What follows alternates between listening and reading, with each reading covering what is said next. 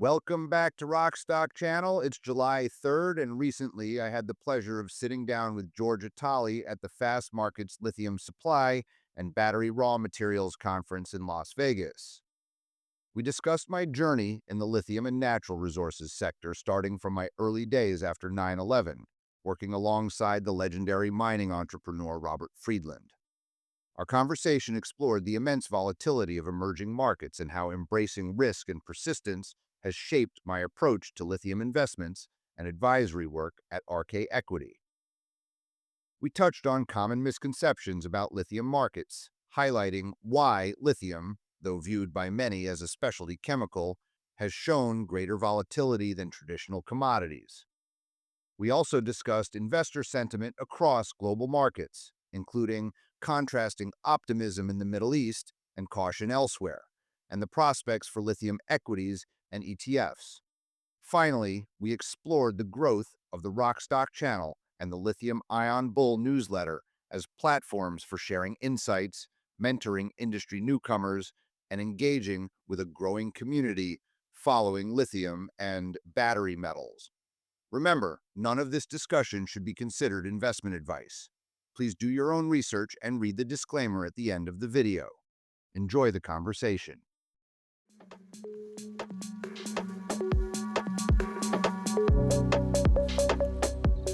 Hello there and welcome to the Fastmarkets Live Lounge, brought to you by Aquatech. And we're recording this episode live on location. We are here at the Lithium Supply and Battery Raw Materials Conference in Las Vegas. Now, I'm Georgia Tolley, and joining me today is someone who probably needs no real introduction for anyone who closely follows the lithium markets, because Howard Klein is the founder and partner at RK Equity. Now, they're a boutique capital markets advisory firm with a sharp focus on lithium and also battery materials. Now, he's been advising and raising capital across the natural resources sector for the past 25 years. He's also really well known as the voice behind Lithium Ion Bull newsletter and Rockstock channel on YouTube.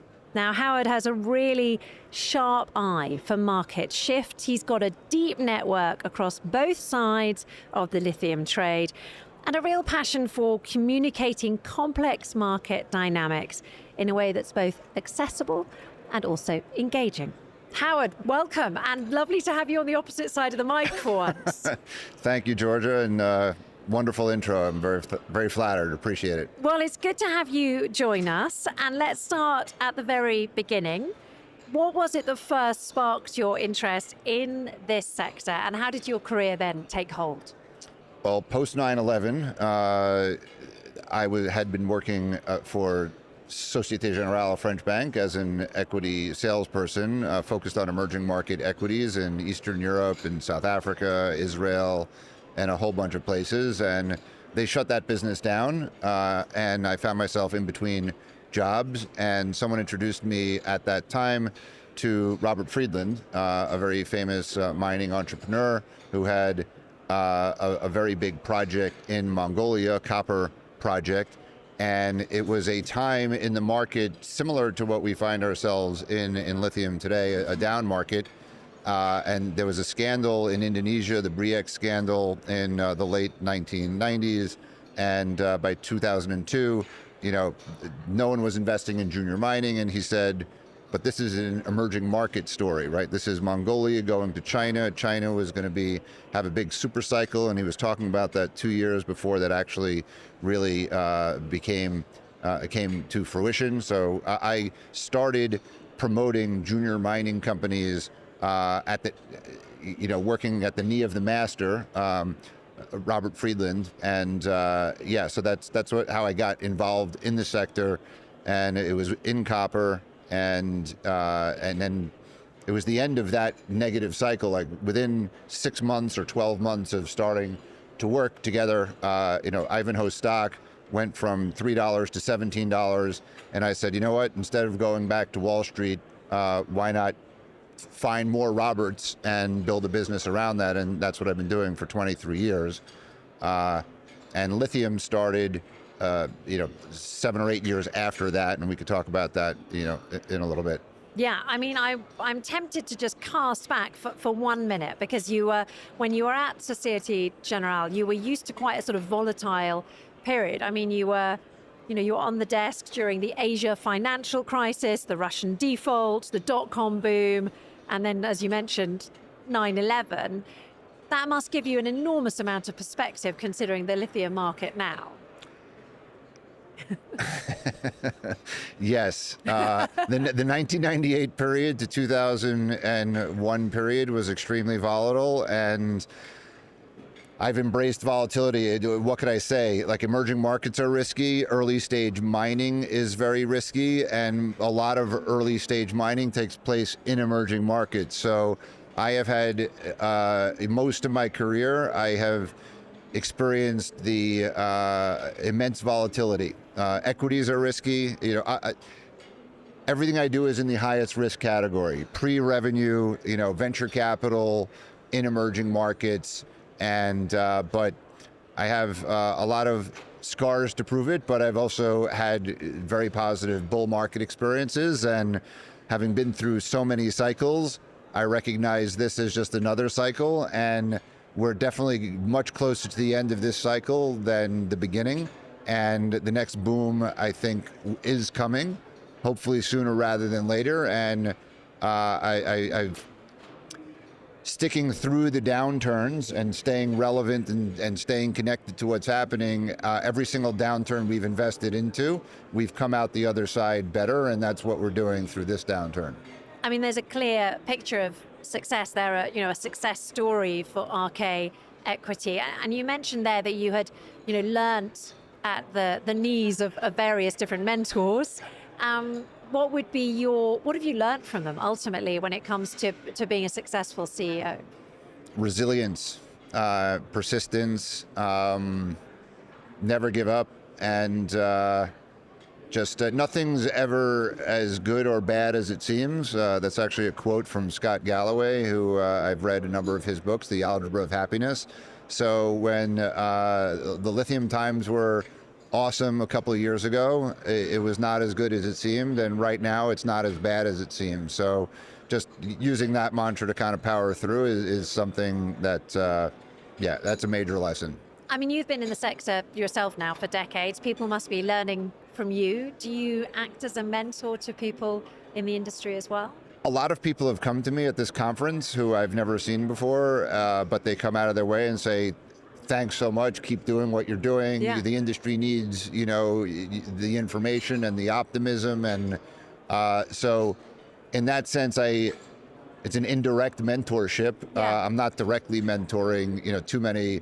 We're mentoring, or we're advising a number of companies. And as I've gotten older, it used to be everyone was older than me. Now there's a number of companies, and CEOs who are younger than me. So yes, I guess they do value our capital markets expertise and our connectivity to all the players who are in the industry, because there's been a lot of new entrants into lithium as the industry has grown so much. And that's reflected at this conference. The attendance is barely down from last year, despite the fact that all battery materials have been materially weak. But it shows that the industry is maturing, it's growing, and there's a lot of interest, and there's new players always entering the space, and those new players are like, okay, I got to talk to some people who have been around a long time. So yeah, we can actually even mentor not only young people, but some older people from the oil industry and the like that are now coming into this, value the depth of experience and context that we have. Yeah, I mean, in many ways, your platform, your podcast platform, your channel enables you to mentor everyone. Yes. Like they just need to tune in, right? Yeah, That's absolutely ultimately what it comes down to. What do you think the biggest misconception that people have about the lithium market at the moment, the lithium sector at the moment? I kind of disaggregate the industry, right, Yeah. from the equity markets, right? Okay. So I think the biggest misconception, from the a big misconception in the industry is that lithium is a specialty chemical and not a commodity. Okay, so from an industry point of view, it's not a commodity.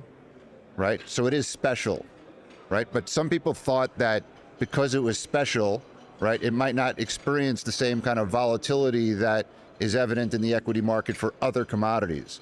But in fact, the opposite's been the case, right? It's been more volatile than traditional commodities, right? So lulling yourself into thinking that, oh, lithium's a specialty chemical, it therefore will be less volatile and it should trade at a higher multiple, has proven, disastrously wrong for those who thought that we somehow, have identified something that will not be like a copper, like an iron, or like an oil, when in fact it's been worse than that, right? The volatility has been worse. Absolutely. Do you think it's likely in the future to be as much of a sort of talked about commodity as, for example, Brent crude? Do you think we could have business shows talking about the price of lithium after talking about the price of Brent?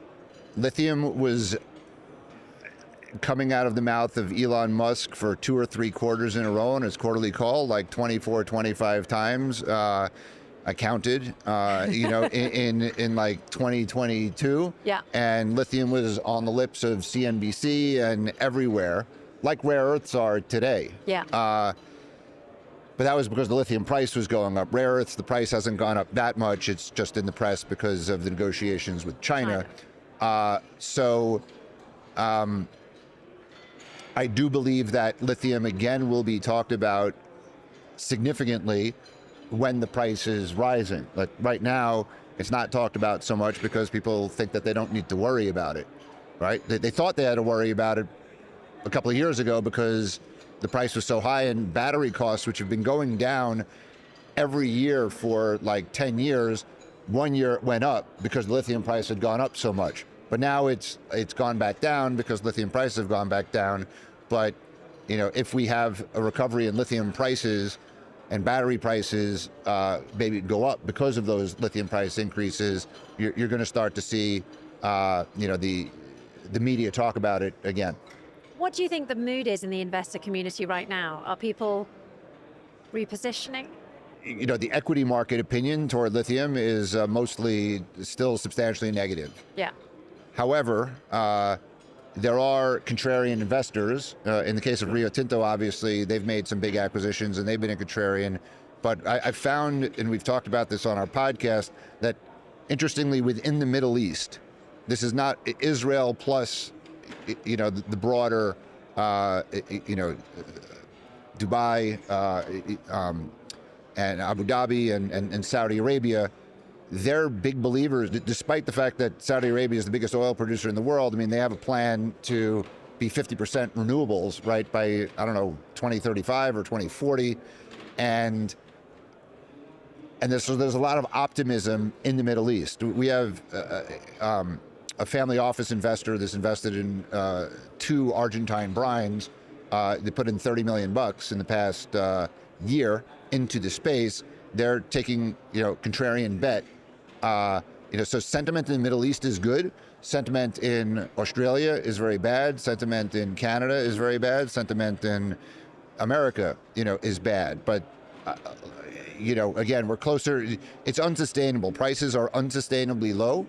And those who are, have a 3-year view, if you're buying into lithium equities now, we've been reluctant to call the bottom for the past, 1 to 2 years because valuations were still relatively high to where we were in the last bottom. But now valuations are getting to the point in select stocks where they're trading below their replacement value. And these are producing companies, right? So that's unsustainable. And so that has to change. That will turn. And you could double or triple your money in producing lithium equities, in my opinion, with a 3-year view. But you got to be selective. And, we've talked about a few of them on our show. But anyone who's interested to hear that, they could email us and we're happy to have kind of one-on-one dialogue. Are there financial products that encompass the market, or do you have to buy individual companies? There are some ETFs. There's the Global X Lithium and Battery Technology Index, but it used to be a lithium focused. Now it's like 30% lithium and 70% battery tech, so includes Tesla and BYD and CATL. So it's not a pure play lithium, but if you want a diverse kind of global way, that's one way to play it. Sprott introduced a lithium specific ETF. I think it's called LITP, at not a great time because they launched it and the prices went down, but that's a way to play purely lithium. And there's probably a few others, but those were the two that I would mention if you wanted to get broad-based exposure to lithium equities specifically. I'd love to find out more about your show. It sounds really interesting. So it's lithium ion rocks. Rocks. It's now called Rock Stock Channel. So it's your Rock Stock channel. Yeah, it used to be called Lithium Ion Rocks, the audio podcast. So Rock Stock Channel. It's on YouTube. It's on Spotify. It's on Apple Podcast and many other podcast platform in both video and audio form. And we also write a newsletter called the Lithium Ion Bull that comes out monthly. That summarizes. That has like a lead article, but it also contains summaries of all the interviews that we did, written summaries of all the interviews that we did in that month on Rock Stock Channel. It's, lithium's quite a niche market. Were you surprised at the breadth and enthusiasm of your audience? Because it really has grown. It is niche. We call, this is narrowcasting our channel. It's not broadcasting. But a lot of the people in this room, the 1,000 people that are attending this conference, we reach the people here. So we reach retail investors, we reach institutional investors, we reach industry insiders at both junior companies and established producers like Albemarle and SQM and the like. I've always said little lithium, it is a small industry, but relative to other small commodities, it has a very large presence and voice, and I think it's because it's growing so fast, but it's also because there have been some American publicly traded companies who talk about it every quarter. So Albemarle, SQM, Arcadium and Livent before it got acquired by Rio Tinto, compared to some other niche commodities that we're hearing now in the market, like graphite doesn't have a lot of public companies that are in production. Nickel, very few. Cobalt, very few, and then all these rare earths, et cetera, very few. So lithium has had a more powerful voice as a way to play like the battery thematic because there are investable public equities. Okay, so your career has taken very interesting paths, not least the fact that you have now a very well-known channel and podcast. Was there a sort of moment, a deal or a decision or a catastrophe that has influenced the rest of your career? Was there a moment where you're like, it turned on a dime, it turned on that moment? For sure. When I was in between jobs looking to be a broker again, someone introduced me to Robert Friedland, right? And he was the first billionaire that I was introduced to, and within a very short period of time, I was on his private plane, visiting some of his properties. And he was, he was friends with Steve Jobs, back in the day as a hippie, in India and in the apple orchard, I don't know, in the 60s. Very charismatic, very dynamic, the best salesperson I've ever met. And like I said at the start of this, I learned at the knee of the master because he was selling his Mongolia copper story, which was called Ivanhoe Mines at the time, and a 400 million market cap, to an audience where no one was listening for 4 years. But I caught him in the last 6 months before it turned. So I introduced him to all the investors I was selling at SocGen to in New York and Boston and California, institutional investors, and just opened up the door and let him and just watched him mesmerize these investors, and the stock went from $250 to $17, right? And luckily he had given us some stock options in that, and I said, okay, I could build a business around this instead of going back to being a broker. So that clearly changed my life, for 23, 24 years ago. Okay, so final question, and I'm asking this of all our live lounge guests. What will be your biggest takeaway when you leave this conference? I like that you're yeah. thinking. I like that you're thinking. So the Lithium has become a major part of my identity. I'm wearing kind of Rockstock Channel as my hat. So I'm the Lithium Bull is the name of my newsletter. It's my handle on Twitter. And every time I come and I get connected, I have so many friends here. And there's like a lot of stories. And as I meet some people some of them I haven't met for 7 or 8 years. And I remember, I met you in the last bear market. I met you at the top of the, at the bull market. So I'm just leaving with just a great positive feeling that I have. We're part of a community here. There's a little bit of a kumbaya because everybody who's, is optimistic here and is believer, of it. But this is a very important part of my extended family. It's my life. So that's the main takeaway, is just that positive vibe. And we also have a great relationship with Fastmarkets and all the people at Fastmarkets who we interact with here. We have a very strong relationship with them, and that's part of the family. Amazing. Well, it's absolutely fabulous that you were able to take time out to chat to us at the Fastmarkets Live Lounge. So thank you very much indeed. Thank you. No one here who knows more about this market than you. Thank you, Georgia. Thank you very much indeed. Amazing. Great fun to flip the script there with Howard and, get him to talk, get him to do the interview with me instead. I hope you've really enjoyed it. Thank you so much to everyone here who's listening on their headphones. And thank you to you listening later on. This, of course, is the Fastmarkets Live Lounge, brought to you courtesy of Aquatech. And if you want to watch the rest of the series, remember you can find us on nearly all of your podcast platforms like Spotify, Apple Podcasts.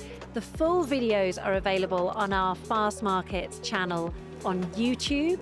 We're also on all the social media platforms, so if you want to follow and comment, those are probably the best places to do it. We also share our highlights there. But first and foremost, thank you very much for listening.